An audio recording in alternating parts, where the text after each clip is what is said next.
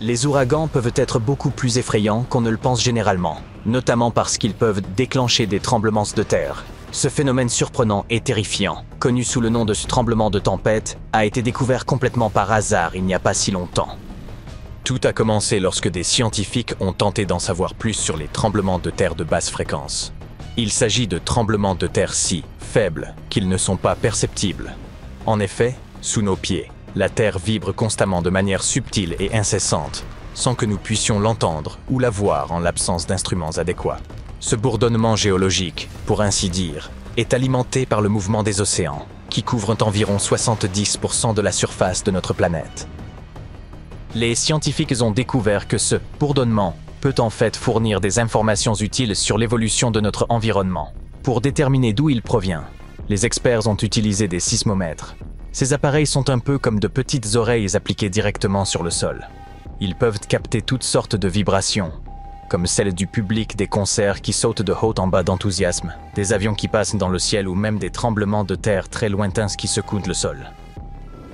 Les tremblements de terre à très basse fréquence sont difficiles à repérer sur de longues distances, car les signaux qu'ils produisent peuvent apparaître différemment sur différents appareils de mesure. Pour résoudre ce problème, les experts ont imaginé un moyen de suivre ces signaux en combinant des relevés provenant de zones peu étendues, un peu comme s'il s'agissait d'un puzzle.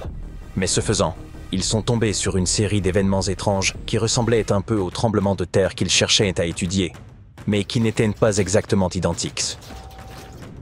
La première chose étrange qu'ils ont remarquée, c'est que ce phénomène spécifique était saisonnier. Il ne se produit jamais entre mai et août, par exemple. C'est tout à fait différent des tremblements de terre, qui peuvent se produire à n'importe quel moment de l'année. La deuxième chose étrange est que les tremblements de terre se produisent, aux États-Unis, généralement dans la partie occidentale, où le sol se déplace le long des fissures de surface. Or, ces nouvelles et étranges vibrations se propagent non seulement le long de la côte ouest de l'Amérique du Nord, mais aussi à l'est. Qu'est-ce qui pourrait donc déclencher ce nouveau phénomène ? Ce qu'ils ont découvert, et qui est très étonnant, c'est que nombre de ces secousses coïncidaient avec des tempêtes massives qui frappaient cette partie du monde.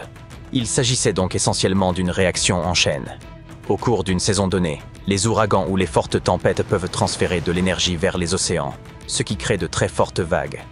Ces vagues interagissent ensuite avec la terre ferme, produisant une activité sismique intense.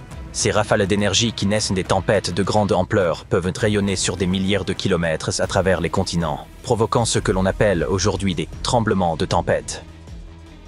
On pense que ce phénomène peut déclencher des tremblements de terre d'une magnitude allant jusqu'à 3,5 sur l'échelle de Richter. Cela signifie qu'il peut être ressenti par de nombreuses personnes, mais qu'il ne cause habituellement pas de dégâts.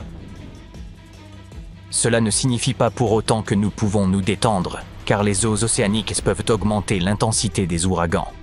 C'est ce qui s'est passé avec l'effrayant ouragan Milton, qui a récemment dévasté la Floride. La zone bleu-violacée que vous voyez est l'ouragan Milton, vu d'un satellite. Le 9 octobre, cet ouragan a soufflé des vents de 249 km/h et frappé la région avec de fortes pluies, des rafales dévastatrices et des ondes de tempête potentiellement mortelles. Selon les estimations, les pertes pourraient s'élever à 34 milliards de dollars, ce qui en ferait l'une des tempêtes les plus coûteuses de l'histoire des États-Unis. L'ouragan Milton s'est déroulé dans des conditions assez complexes. Tout a commencé par un record de chaleur dans le golfe du Mexique. L'eau chaude a agi comme un accélérateur, donnant à l'ouragan l'énergie dont il avait besoin pour se développer. Et puis il y a eu aussi ce processus appelé renouvellement du mur de l'œil, qui lui a permis de grossir.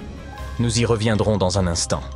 Alors que l'ouragan Milton s'approchait de la côte, il s'est produit quelque chose d'inhabituel. Il a croisé le chemin d'un courant jet qui circule en altitude dans l'atmosphère.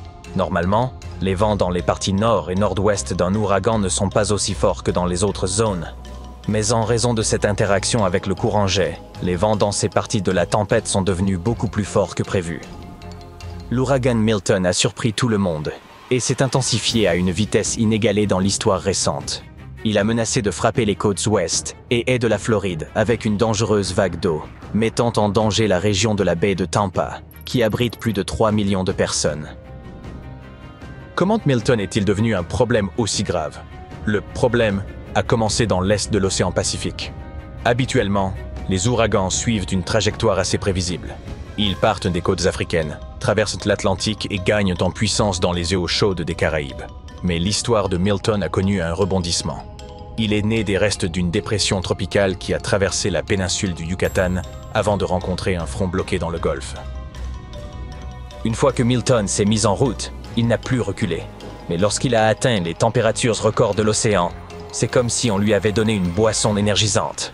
L'eau chaude et l'air humide étaient les ingrédients parfaits pour un ouragan en pleine ascension. Rapidement, la vitesse des vents de Milton a augmenté de 148 km/h.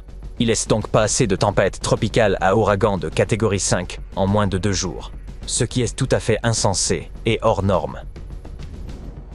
Comme si cela ne suffisait pas, l'ouragan Milton a également subi un renouvellement du mur de l'œil.